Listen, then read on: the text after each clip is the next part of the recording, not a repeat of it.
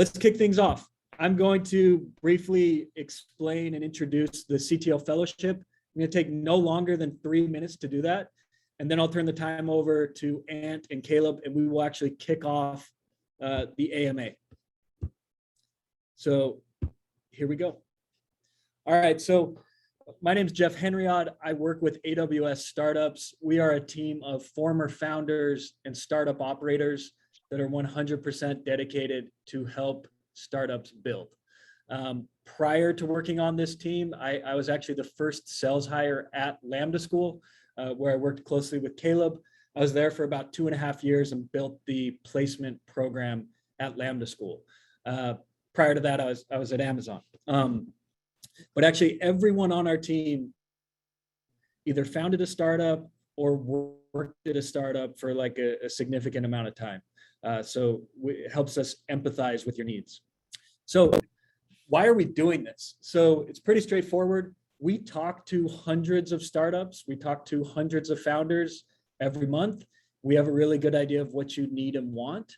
And we have heard pretty loud and clear, especially at the MVP stage, that you need more tactical, technical help. So this is targeted for inception and pre-seed stage technical leaders, whether you're a technical founder, a CTO, tech lead, to give you that tactical help and support to hit the next milestone for your startup. What we're doing with this, we're bringing you founders from top startups like Ant and Caleb, and we also have solution architects who have helped hundreds of startups with some of these nitty-gritty details, who will also be leading some of our sessions. So here's how the fellowship will work. We have 4 workshops / AMAs like the one we're doing today that will be led, like I said, by founders and solution architects. We're also going to do 2, what I'm calling an asynchronous AMA. So those will run on Slido, but the way the asynchronous AMAs work, if you need like technical support or you've run into a roadblock with your AWS architecture or something else, that's where you go and submit your question in the asynchronous AMA, and a solution architect will give you an answer. We're going to have 2 days blocked out where our solution architects are going to go through and respond to as many questions as possible to give you kind of handheld technical support. So we'll do 2 of those during the month of the fellowship. And then the last thing is, it's really important for us to get your feedback. So we will read every single word. I will share a feedback survey at the end of this session. We'll share a full feedback survey at the end of the whole fellowship. And that helps us change this next time and keep iterating so we're building something that you want. Here's the workshop lineup. Today we have Ant and Caleb. I'm gonna let them introduce themselves. If they don't brag about themselves appropriately, I will intervene during their introductions, but we're lucky to have them. I wanna thank them in advance for being here. There's a lot they both could be doing, and they're spending the time with us. We're gonna learn a ton from them. Next one, we have Mike Apt. He's a principal solution architect with AWS. He's going to talk about how to get the most out of your cloud spend. He's actually a 4-time founder. So he really understands this from startup first principles. And then we have another founder, Christina Cachopo. She recently closed a Series B with Sequoia for her startup Vanta. She is a YC alum, as are Ant and Caleb. And she's going to talk about security and compliance best practices in her workshop. Vanta is actually a business. Her startup automates security and compliance for startups, so she knows this problem really, really well. And then finally, we'll end things with another solution architect from AWS who's going to talk about how to choose the right architecture for your startup and your use cases. That'll be, again, pretty tactical, into the weeds of which database should you use. Should you go serverless or not? Those types of questions. Asynchronous AMAs, we're going to do one that's going to start end of today. You can submit your questions. Next Monday and Tuesday, our solution architects will go in and respond to the questions. I will share this in a recap. Last thing, for those of you that attend at least 2 of the 4 workshops and complete the end of series feedback survey, And if you have never previously received AWS credits, you will be eligible for up to 5K in AWS credits. So that is, I guess, part of the incentive for participating in this. Whether you've already received those or not, the content itself is reason enough to attend. It's going to be really powerful sessions. So with that, I'm done presenting. You can't see my screen anymore, right? Okay, perfect. Okay, so let's kick things off. So first off, I'm going to let Ant and Caleb introduce themselves. And then from there, I'll start with a few questions and then we'll move to the Slido. Ant, do you want to go first? Yeah, totally. Thanks for having me. This is going to be a lot of fun, I think. My name's Ant. I'm from Liverpool, originally in the UK, and now usually in Singapore. I'm the CTO at a company called Supabase. And Supabase is the open source Firebase alternative. So effectively a backend as a service. And the main differences between Firebase and Supabase is based on SQL. So we're actually built on top of Postgres. So you get all the awesome scalability and extensions and features of Postgres. And we're also open source. So there's no lock-in. You get your database, your auth level, real-time and file storage, and all this cool stuff. In terms of where we're at as a company, so we started in January 2020. We now manage 47, I looked this morning, 47,000 databases across 37,000 unique users. And we recently announced a $30 million Series A. But we're still very much at the start of our journey. And as I said, we only sort of founded in the start of 2020. So all the MVP stories are still very fresh in my mind. And hopefully we still behave like an MVP stage company, because all the principles, I think, just still apply whenever we're shipping new product or new features. So very excited to talk about some of this stuff today.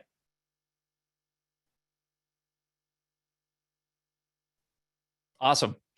Thanks, Ant. Hey, everyone. I am Caleb Hicks. I've been in career and technical education for 10 plus years, and most recently spent 4 years building the school behind Lambda School. If you haven't heard of Lambda, it's an online technical career school where students only pay for the program once they land a great job, making over $50,000 a year. We kind of popularized the income share agreement, and we've placed thousands of students in technical careers, iOS development, web development, design, and just actually launched a new backend course in partnership with Amazon that we're super excited about. So based on when I joined, I ran almost every part of Lambda School at one time or another over the last 4 years, but was specifically focused on kind of our learning products and operations and really the school itself. So excited to share any fun stories about that. Before Lambda School, I ran an instructional design team at Apple, where we built the Everyone Can Code program, building courses for K-12. Oh, my camera's doing weird things. Colleges, enterprise training for SAP, IBM, Amex, Delta, things like that. But I started in career and technical education early, working with junior high kids. I taught teen entrepreneurship, sports marketing. I coached basketball. We built a school store, built a business club that had a couple of thousand students in it, and loved that so much. I've spent the last 7 to 8 years kind of helping students who were underwhelmed with their careers transition to something new. And I've been spending a lot of time thinking about how to prevent people getting into the wrong career in the first place. So I actually left Lambda School earlier this year to build something new in that space, helping high school students explore a whole bunch of different careers to find their niche, kind of explore the world, build experience, and launch a career straight out of high school. It's super early. This is the first time I've said anything about it publicly. If we're running a few pilot groups with founding students this fall, if that sounds interesting at all, or you have a forward-looking 15 to 18-year-old in your life who wants to start exploring life beyond high school, give me a follow or shoot me a DM over on Twitter. I'm at Caleb Hicks there. But I'm super excited to hear more about what all of you are building and how Ant and I can help and answer questions today. So thanks for having me, Jeff. All right, good stuff. Well, let's go ahead and jump into questions. So the first one, just to help everyone, we're going to talk a lot about the very early days and kind of the first iterations of the product. Just for context, help us understand where the product is today so that we have that context to build this around. And do you want to go first? Yeah, I can go. Yeah, as I mentioned, we're now like almost 50,000 databases under management across almost all of the AWS data centers around the world. So a lot of infrastructure to manage. That's the biggest difference between now and when we started. We're now an infrastructure company, and actually we never intended to be, which you know, I can talk about later when we talk about the initial MVP. And yeah, as I said, we're trying to match the feature set of Firebase, but with a slightly different technology choices, and also just continue to grow the community, get people involved with open source. You know, it's just been like the most fun company to build, because it's effectively just working on like a bunch of open source repos, kind of like what a lot of the team were doing before in our free time anyway. But now we get to do it in an awesome company, and hopefully, you know, keep building the stuff that our users are asking for. So that's kind of where we are now. And I think the goal, as it's always been at the start, is this like bottom up approach to selling software. We grew up with MongoDB and Firebase, who did a great job of this, which was like, you sell to the individual developers, you build something they really love, and then they're just going to introduce it to their teams wherever they work. And that's where where you make your money eventually. So as long as you can just build something that the indie developers love, then you're counting on the fact that, you know, and a company like Twilio is a great example. They did the same thing, and now they get, I think, 90% of the revenue from like 40 large customers, but they still have, you know, a great free usage tier, and really take this bottom up approach. So that's always been our strategy, and hopefully will continue to be for at least the next few years. Awesome. I'd say Lambda School spent a lot of last year and this year kind of maturing as a company and as a product. Lambda is much more of a like operations and services type of company, or has been, that is enabled by technology rather than a straight technical product. And so we grew so quickly in the early days that, you know, Lambda's only 4 years old and has had 10, 15,000 students over that time. And we started with a group of 30. And so a big part of maturing as a product has been maturing as a company and ensuring that like we have clear and consistent playbooks and operations and experience, so that the best experience that students have at Lambda School is the common experience that everyone has at Lambda School. And I think that's probably the best description of what Lambda School's been doing.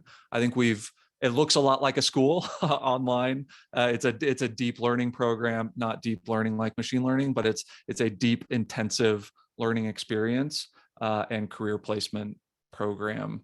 And like I mentioned, really excited about the new enterprise backend course that we just launched with Amazon earlier this year. First students started that, I think, this month. So that's kind of where Lambda School's at. Cool. And I don't think I'm revealing anything that hasn't been shared publicly here, Caleb, but Lambda has now helped it's in the thousands of students that have found jobs through Lambda School, which is kind of helps you understand the scale. Okay, let's jump into this. So obviously the products have come a long way. Take us back to like the very first iteration that you put out there. Like walk us through what you put out, like what was that earliest version? And yeah, how did you think about just getting that first MVP out? Yeah, I can go. We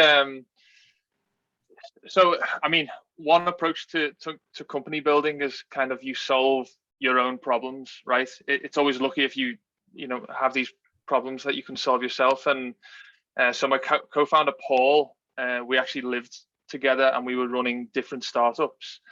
Was building a chat application in his previous startup for all of the internal team to use, and was using Firebase. Now, because Firebase is schemaless, there's certain use cases where once you hit a certain scale, things start to break, or it becomes a bit of a pain to maintain. And their core database was actually Postgres. So he kind of had the idea, well, what I really love about Firebase is it's super easy to use and I get these real-time updates streamed. So why don't I just build that on top of Postgres? And so that's what he did. He took a few weekends out and he built this real-time engine on top of Postgres, and he just open sourced it, posted it on Hacker News, and it just started to get some love. And that's when he came to me and he said, we would always talk about various cool dev tool companies. And he just said, I think there's a little bit of traction with this. Why don't we give it a go? Why don't we try and turn it into its own product? And at that point is when we looked at, well, what other features would we need to sort of compete with Firebase? And there was a great tool, open source existing tool called Postgres, which you put on top of Postgres and gives you all the CRUD stuff you need. And so from there, we were like, okay, put these three things together into a stack. Let's just try and get some customers. And so, we always learning from previous YC companies. We took the Stripe example. We took the bus to a friend's workplace, and we just sat in front of them and said, this is Supabase. Like, will it fit in your current workflow? Like, can we put it in your company? And I think the great thing about doing something like that is you find out very quickly what's bad about the product and why they wouldn't use it, which is always what you're trying to find out with any MVP. And so from that first user, we just had like tons of useful feedback on how it could be improved. And actually the main thing, which I sort of mentioned earlier, was we never wanted to host the database. We always thought that people would bring their own database, an existing database, give us the credentials, and we'll provide the real-time layer and the CRUD layer and the auth layer on top. But it became clear very quickly that like no one's going to trust us with the database credentials. We're just two guys who are offering this service, and it's kind of like too much messing about. You don't really know what you're getting into. So we realized quickly that we had to also provide the database, and then we just as quickly as possible made the crudest infrastructure implementation on top of I think at the time DigitalOcean, just to try and get those first like 1 to 3 users on board, and that was the very first implementation of Supabase. So, Ant, this is great. Just to chime in for a second. So it sounds. Tell me if I've got this right. So first off, you guys built the solution for your own problem. That was the first thing. And then it sounds like building out, because this is the top question, is actually how did you choose which features to build? You actually sat down with potential users and you sat down with them and said, like, why wouldn't you use this product today? And they helped you close that gap by knowing like what needed to be true about your product for them to actually start adopting it. And that was your feature roadmap for your MVP. Yeah, and actually a bit that I missed out was the guy we went to was working at a company that we both previously worked at. And we still had the database credentials for the production database. So we actually hooked it up without telling them. And then we said, what do you think about this? It's already hooked up to your database. You don't need to do anything. And he still gave us the negative feedback, right? So we went quite far with that one user just to get that straight feedback. That's really good. I want to come back to that. Let's hear Caleb, like V1 of Lambda School too. But I want to come back to like just going really deep with few users to start. But go ahead, Caleb. So Lambda's very, very, very first MVP was actually a Kickstarter for an ebook and video course on building backends with Haskell.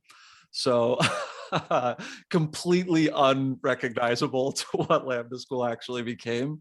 If you know Austin, the CEO, founder of Lambda School, he's one of the best in the world at building in public, launching early and often. And getting people excited about the thing he's working on. So Lambda School had multiple early launches and MVPs until it landed on a thing that resonated. Instead of kind of going with, here's a couple of people and let's build something that works with them, like it sounds like Ant did, Lambda School is much more of a like build in public and see what the public was drawn to.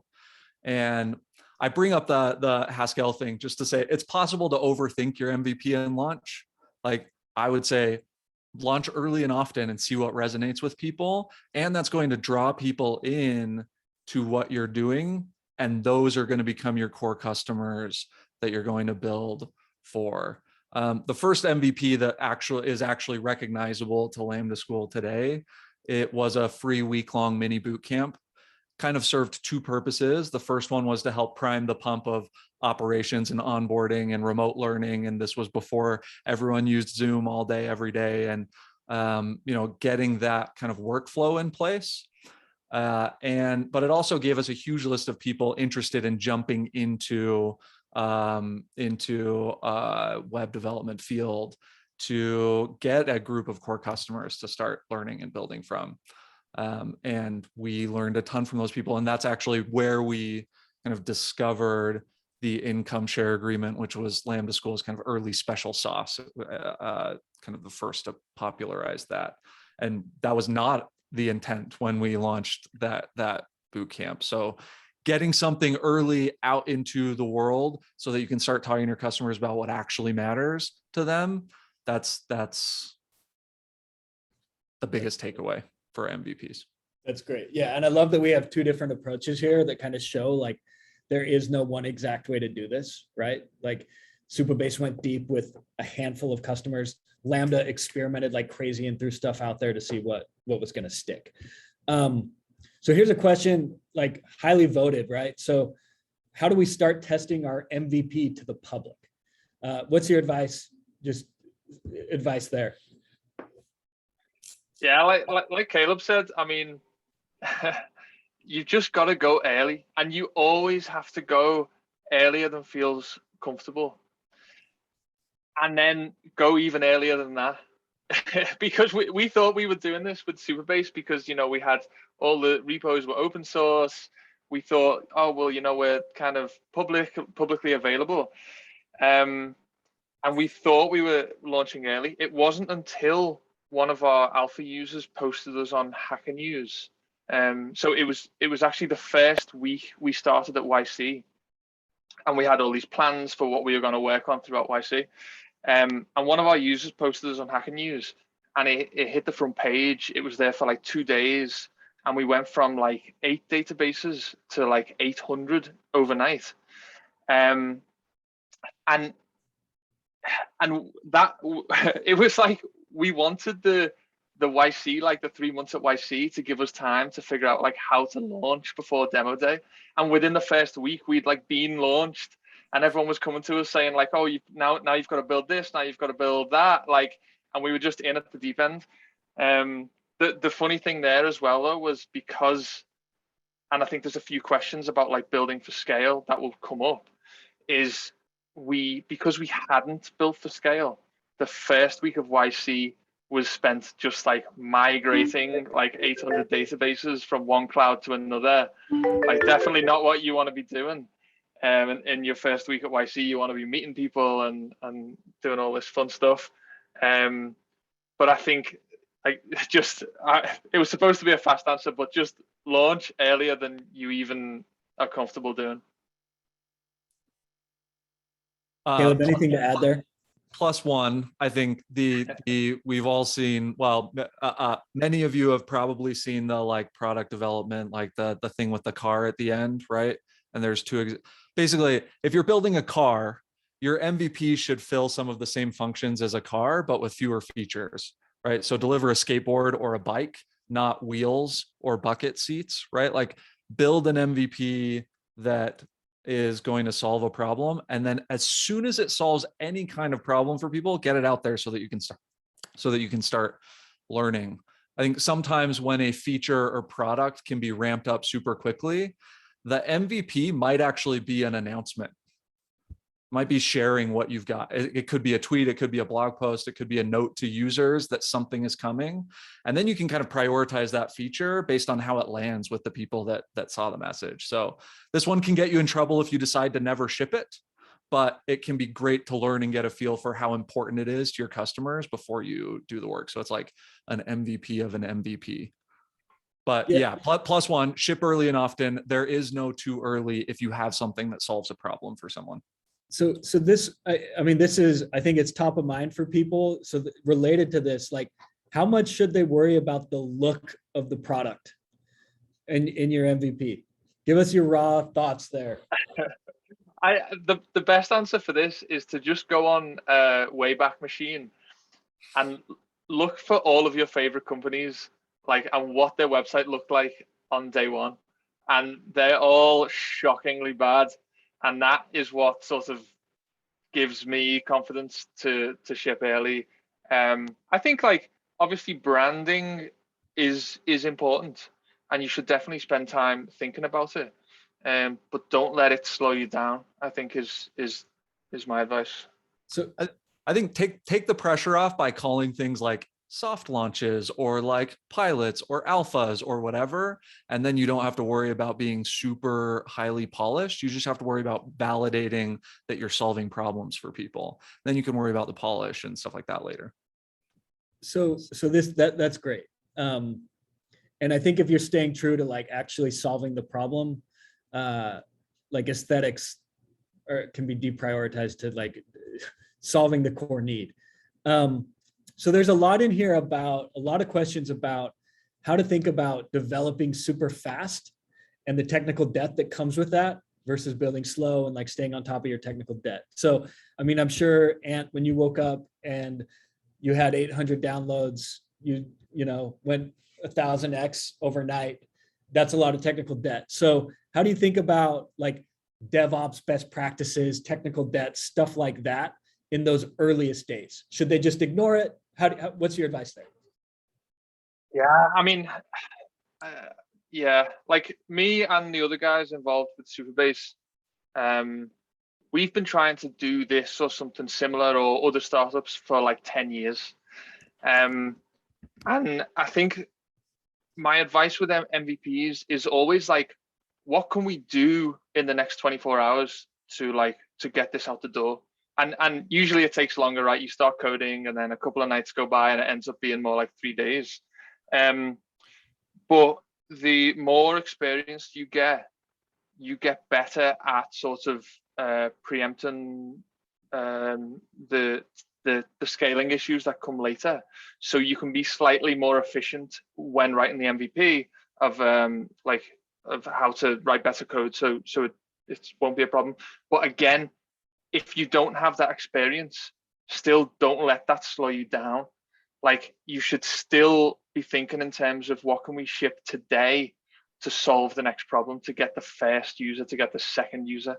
And then, like I said, unfortunately, the rest, the technical debt stuff just comes with experience. Like, you will become a better programmer. You will understand, like in our business, distributed systems slightly better. So you can think about it, but don't let it slow you down. Caleb, it reminds me of Lambda School, like speed matters as one of the tenets. Yep. And you probably know better than anyone there kind of the extent of the debt that was accrued technically. Yeah. What's your advice here? Well, I'd start with saying like the perfect implementation of the wrong thing is still the wrong thing. So at the stage of startups that everyone on this call is at, like solve a problem first, right? Like get a thing that solves a problem, and then you have people to optimize for. One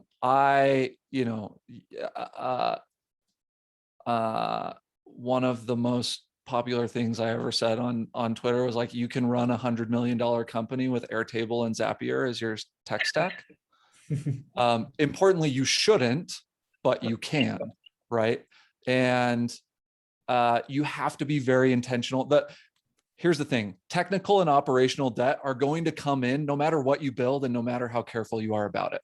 Because if you go into a thing and once you put it in customers' hands, it's going to change. And what you thought you were going to build is going to evolve in a different way that you didn't plan for. So like you inherently, as part of building a startup and experimenting to build a company, you will change what you need to build, which means you will have technical and operational debt. So just get out there and solve a problem. And then I would say there are good ways and there are bad ways to address technical debt. Don't try and like deprecate your old stuff before you have a replacement for it, just because it's bad. Like build the replacement and then swap it in. There's a bunch of lessons there, and I don't have all of the perfect answers, but that's. So, go ahead. Sorry to interrupt. Let's shift gears a minute. That's great on like kind of first iteration. So once you have something out there, how do you know it's working? And that it's time to double down. And often in the startup world, this is called when you find product market fit, which just means you're in a good market and you're actually satisfying that market with your product. But what are the signals that you looked for, or that, like, what would your advice be to know that you're onto something, that it's time to double down, that you've started to uncover product market fit? Like, how do you discover that? Yeah, I think like selecting your like headline metric, like be very thoughtful about what you choose. As I mentioned, we go for this bottom-up approach, which means it doesn't matter that people aren't paying from day one. So our headline metric so far has always been daily active apps. So any app that makes 10 or more API requests to us in a day, we consider it active.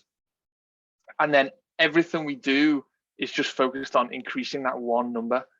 And I think like the thing with product market fit is it's not necessarily binary. It's not like you have it or you don't.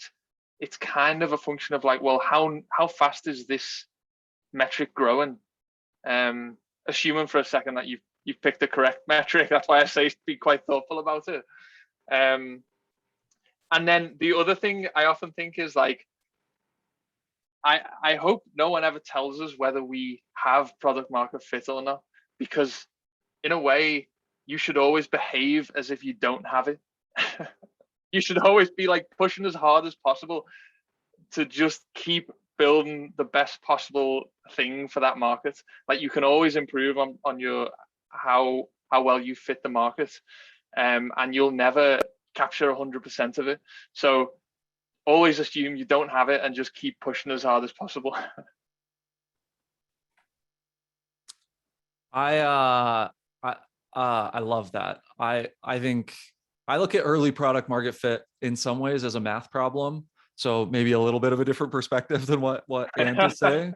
There is some intuition, and there's like some things where you can say, oh, they've got something special, right? To Ant's point, you shouldn't. You're gonna be better off if you act like you don't have it and you're always searching for it. But I think of early product market fit as a math problem. I use a framework that a mentor of mine, John Danner from Dunce Capital, he's on Lambda School's board, is a big ed tech investor. He has a scorecard with kind of 5 categories that associate with the stage of company and where you want to be in terms of product market fit. And there's kind of like a grade. If you want to find more, you can just Google Danner, DANNER PMF or product market fit.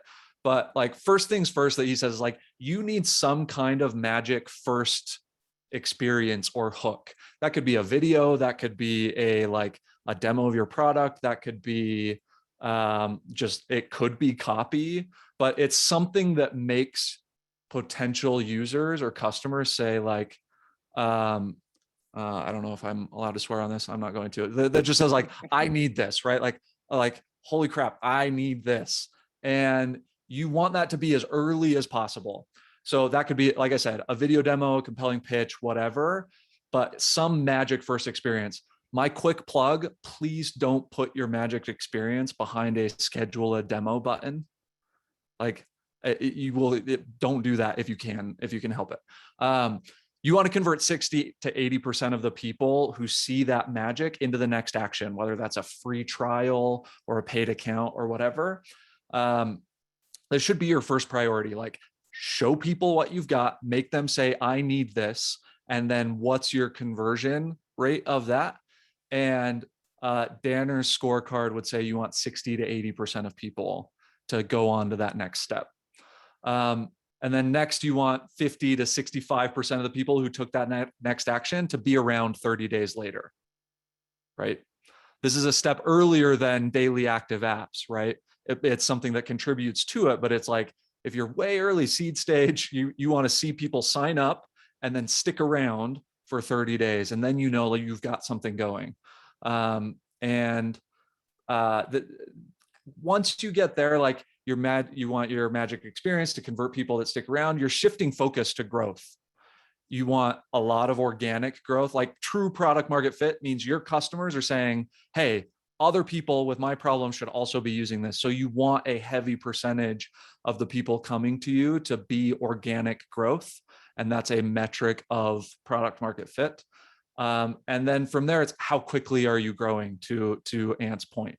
10 to 20% month over month for 12 months would be like Danner's, you get an A on this section of product market fit. But once you have those metrics in mind, and you can shift them around for your industry and for your specific use case and things like that, and your margins are going to make a whole big difference, in your sales process and how long it takes people to convert. All of those will play into where those numbers should be for you. But once you have those as guideposts, it's really about how quickly you and your team can turn around experiments to get there. And if you get to a point where you've got product market fit, then it's about how quickly can you ramp up new customers and growth and things like that. So I think it'd be interesting because product market fit is often described as like, you know it when you see it. Like some people like Danner, right, or the superhuman founder have tried to quantify it in like pretty quantifiable ways. Do you have any anecdotes or just like from the earliest days of signs that like, oh, we're onto something? Like it sounds like with Ant, like when your databases went from 8 to 800 in a day, but like any just like other like anecdotes that are more art than science, but helping you feel your way through that, like, okay, we're onto something big here. I will say that like what Caleb said about the magical moments doesn't have to be part of the product. It can be like messaging was exactly what happened to us, actually, because we initially started marketing ourselves as real-time Postgres, and people didn't really care. They didn't understand it. Like as soon as we changed the tagline to say open source Firebase, it was like day and night. The product was exactly the same. And that's what actually triggered the person to put us on Hacker News, which then led to all of the signups. So people went from like seeing that message to not even caring to seeing this new message and converting it like a crazy rate. So yeah, like putting a lot of thought into that messaging. And actually we weren't that strategic about it. We just kind of did it on a whim. But I think it would, in hindsight, it would have been worth spending more time experimenting there. For me, it's the first time a customer or potential user says to you, where has this been all of my life? Or like this changed my life. That's going to be something after the fact, which usually comes later, but like, where has this been?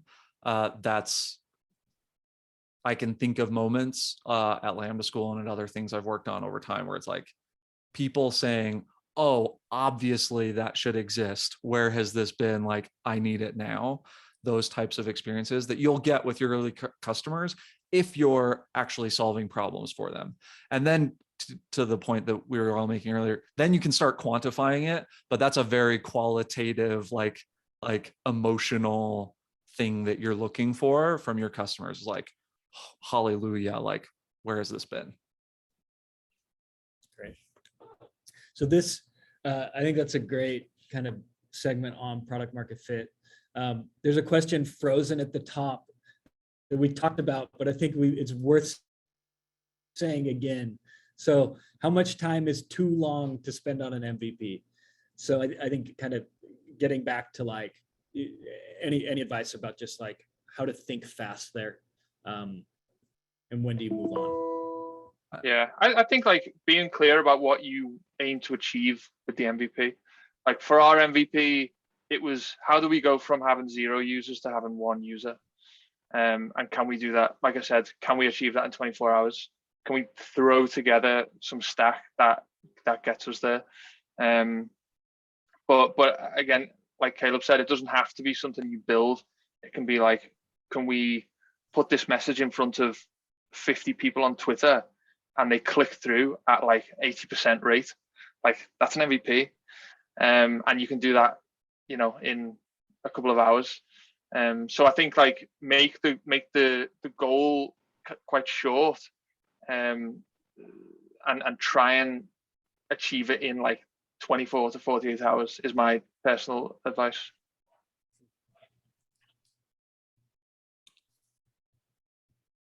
I love how fast. Yeah, I love how fast that is. Yes. So what if you're sitting on it and waiting, thinking if it's how long it should be, you're probably taking too long. Yeah, and it's all about like how can you learn the next thing? Like what do our customers know that they're not telling us? Like, and how do we find that out yesterday?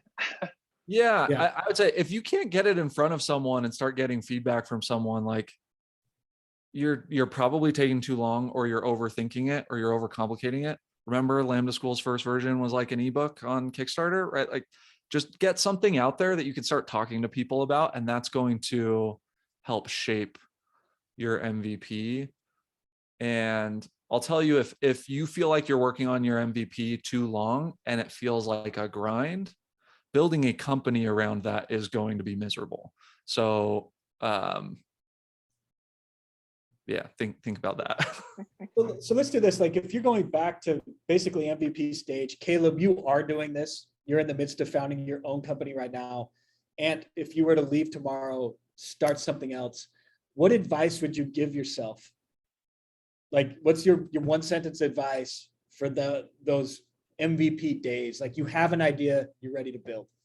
And maybe you've already given it, but don't overthink yourself into submission, right? It's easy to get caught in your own head, and it doesn't matter what's in your head. It matters what resonates with people that will use the thing that you're trying to build. And I'm extremely introverted. People never believe that when I'm in environments like this, but it's hard for me to go out and actually talk to people just on a whim. But every time I do, I come back like super high energy about what I got out of those conversations. So it's a pain for me to put it together and schedule it, but once I'm there, it's like, this is the most valuable thing that I could do. And if I don't go out there and talk about it with people or build a thing and put it in front of someone, it's so easy to just like get stuck in my own head and say like, oh, I can't do this. What am I doing? Like, why am I doing this? Apple's hiring, or my next door neighbor has a job, right? Like it's easy to just go internal and stay there and get stuck. So don't overthink yourself into submission. That's what I would say.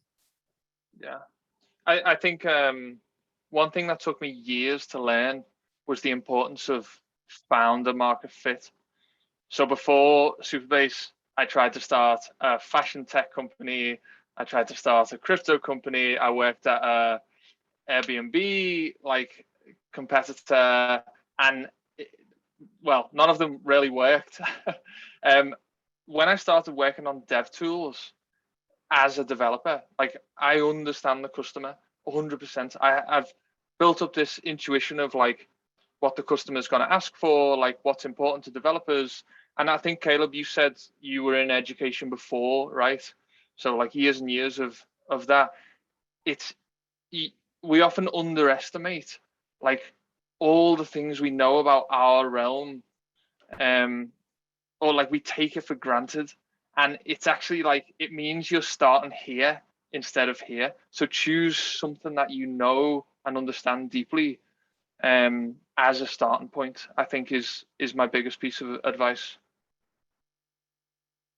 I love that. I love that. So for Caleb, it's don't overthink. For Ant, make sure you are uniquely suited to build the startup you want to build. Okay, that's great. Let's talk a little bit about like what comes next. So you have something that's working. And I love how you framed product market fit as like a journey. It's not binary that you have it or don't. You're always trying to find it. I know, just having like knowing both of you, like I know Supabase and Lambda School both had pretty intense cultures of experimentation, like even after that initial, like when they're beginning to scale out. It'd be helpful to talk about like how you think about shipping beyond the MVP, and what advice you'd have there. Yeah, in terms of like shipping product, I think we're quite unique. I haven't seen many companies doing this. And it was going through YC that sort of beat this into us.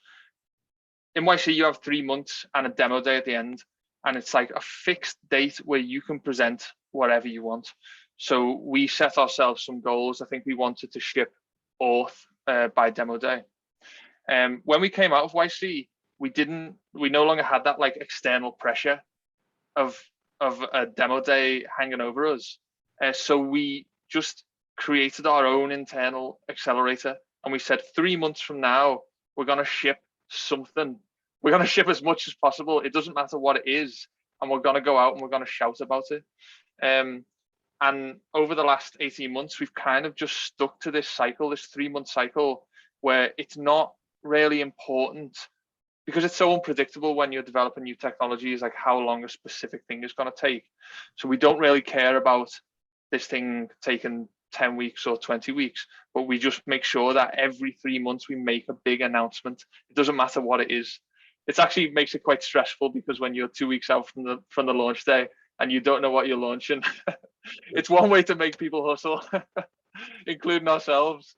It's quite stressful, but it works. And it's meant that, you know, it's given us like a routine to sort of stick to. So whatever works for you, whether it's like 2-week sprints, or, you know, sticking to a very like strict Trello board, but for us, this 3-month product cycle where we then shout a lot at the end, has been quite effective.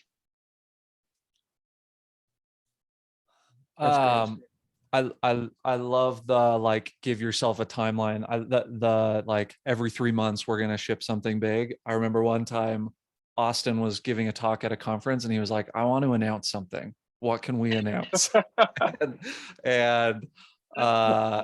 and we, you know, we brainstormed about it, and we came up with something compelling and launched our industry mentor program at that moment, which was great. I think having the timeline, like constraints breed creativity. And so I love that. This is going to sound a little broken record, but to the question, Jeff, is like, how do you prioritize? Like, start with your customers. They're the only people that matter. You can have product market fit with your pitch to investors. You can have product market fit with your pitch to hire employees, and you can convince yourself that you're building something important. But if you don't have something that connects to your users, the rest of it will never matter. As for road mapping, like, I'm going to oversimplify a lot here.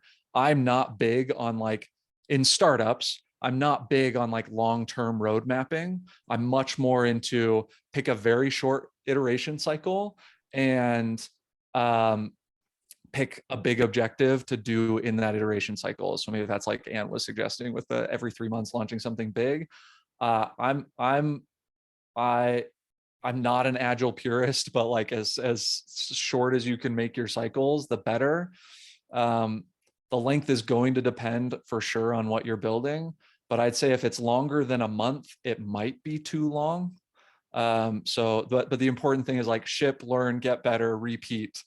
A quick story there, like one of the biggest things we did, one of the most important decisions we made early on at Lambda School was we decided to launch new classes every month. One school that started around the same time we did with a similar model, they launched new classes every 6 months. By the time they were on their third iteration, we were on more than our 100th iteration, because we had multiple classes going at the same time, launching every month. And just, we were that much better for it. And it can get chaotic, and there's technical debt and operational debt, and that can be chaotic, but ship more frequently because you'll be that much better for it. Love it. Okay, so we have 5 minutes left. Here's what I want to do. First off, I just want to make sure people have it. This is a feedback form. It's going to take you 90 seconds for this session. Take the time to do that today. I'll also email that out. In terms of follow-ups, after this is over, I'm going to email a recording in the next 24 hours. I'm also going to email a link to a Slido for the asynchronous AMA. So if you have questions that you want a solution architect to deep dive with you, you'll drop them into the link I'm going to share. So I just wanted to get those announcements out. I think what we should do for the last 5 minutes maybe is just like try and rapid fire respond to as many of the Slido questions as we can, with just like quick responses. So first one, is it okay to rewrite product from scratch after MVP? How do you think about the thought behind? Yes. Yes. Go for it. All right, cool. Next one. Yeah, I think we talked about this enough. How do we know if our MVP is great and ready for the next step? Users are using it. People are using it. Good. Can you share your thoughts and journey on balancing new feature requests, updating infra, as well as scaling? It's kind of a lot there. Anything come to mind? Yeah, I think about like what's the thing that's gonna kill us as a business? Like what's the one thing that's gonna kill us, and solve for that. So whether it's like, you know, you've got poor stability is gonna kill us, or you haven't got enough new features, like that should answer the question. Like, why are we gonna fail? I love that. That's good advice. Like, how soon do you rewrite the product? Does that impact investor decisions, whether you've like rewritten the product post MVP or not? I would say investors care most about, like, no one really digs that deep into the tech as long as you're moving in the right direction, I think. Yeah, meaning if you have users and you have proof that you've built something people want, your life is easier in every regard.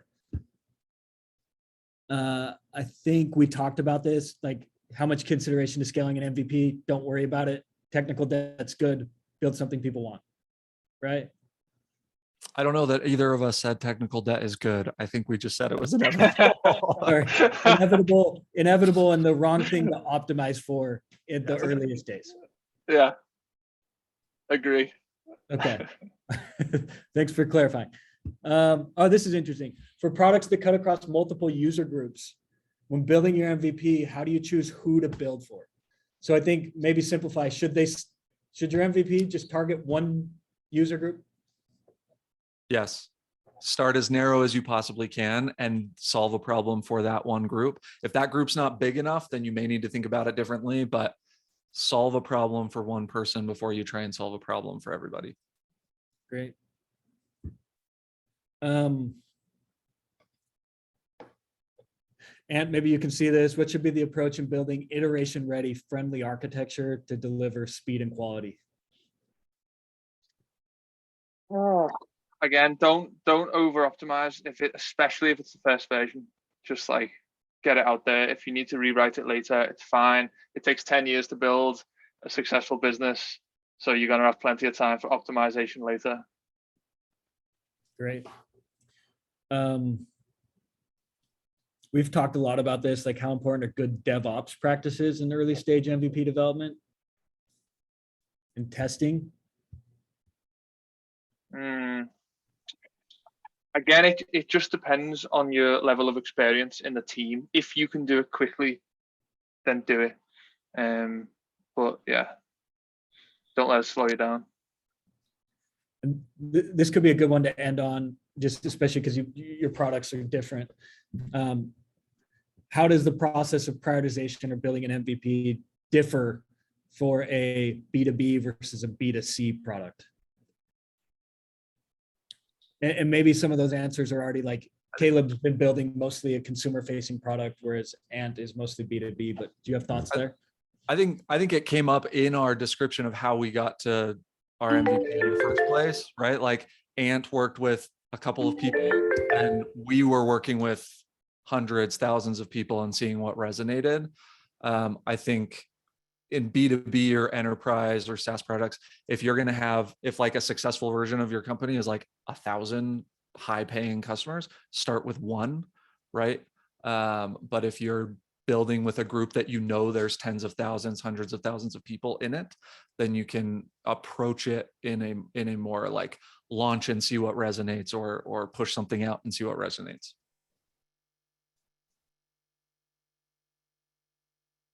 Yeah, 100% agree. Okay. We're at time. I'm seeing questions about like an attendance sheet.